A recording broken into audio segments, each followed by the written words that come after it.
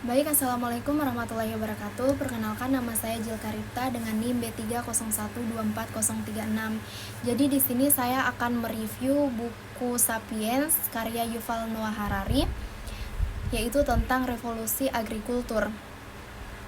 Revolusi agrikultur ini merujuk pada topik yang sering dibahas dalam buku-buku sejarah atau sosiologi yang mengkritik dampak revolusi agrikultur. Yang pertama itu kecurangan dalam sejarah. Revolusi agrikultur sering dianggap sebagai kecurangan terbesar dalam sejarah karena meskipun manusia mulai bercocok tanam dan menghasilkan lebih banyak makanan, kehidupan individu rata-rata justru memburuk. Sebelum revolusi ini, para pemburu pengumpul menjalani hidup yang lebih bervariasi, sehat, dan memiliki jam kerja yang lebih sedikit. Dengan pertanian, manusia dipaksa untuk bekerja lebih keras, makan makanan yang kurang beragam, terutama biji-bijian, dan menjadi lebih rentan terhadap kelaparan jika panen gagal. Populasi memang meningkat, tapi bukan karena kualitas hidup yang lebih baik, melainkan karena lebih banyak anak-anak yang lahir. Meskipun banyak di antaranya meninggal pada usia dini.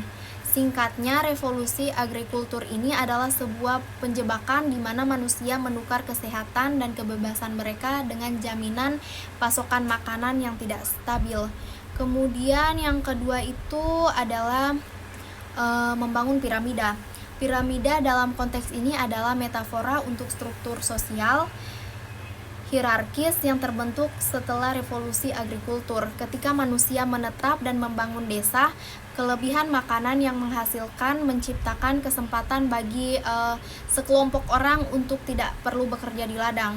Kelompok ini seperti para pemimpin, pendeta, dan tentara mulai mengumpulkan kekuasaan dan kekayaan. Sementara mayoritas petani tetap berada di dasar piramida, bekerja keras untuk mendukung kelompok elit ini. Sistem ini juga melahirkan pembagian kerja yang lebih rumit dan spesialisasi, yang meskipun efisien juga menciptakan ketidaksetaraan yang mendalam dan permanen. Kemudian yang ketiga itu adalah kelebihan muatan, memori kelebihan muatan. Memori kelebihan muatan merujuk pada perkembangan yang kompleks setelah revolusi agrikultur, yang menyebabkan otak manusia tidak bisa lagi menyimpan semua informasi yang dibutuhkan untuk menjalankan masyarakat. Ketika masyarakat kecil dan nomaden, ingatan kolektif yang sudah cukup.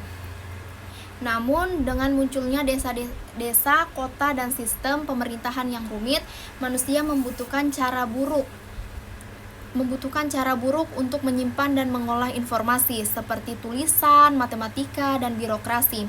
Sistem ini bukan hanya alat, tapi juga mengubah cara berpikir manusia dan membuka jalan bagi perkembangan peradaban yang tidak kita kenal sekarang. Kemudian yang keempat itu adalah tiada keadilan dalam sejarah.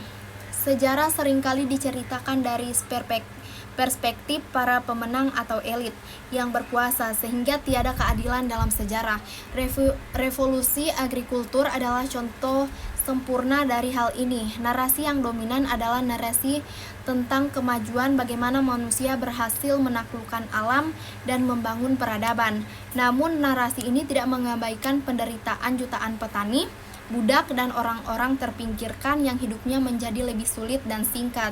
Mereka yang paling menderita justru jarang dicatat atau diingat dalam buku-buku sejarah.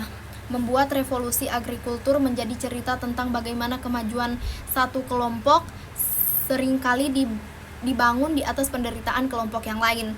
Hal ini menunjukkan bahwa sejarah tidak selalu adil dalam mencatat pengalaman setiap orang. Sekian yang dapat saya jelaskan. Saya akhiri. Wassalamualaikum warahmatullahi wabarakatuh.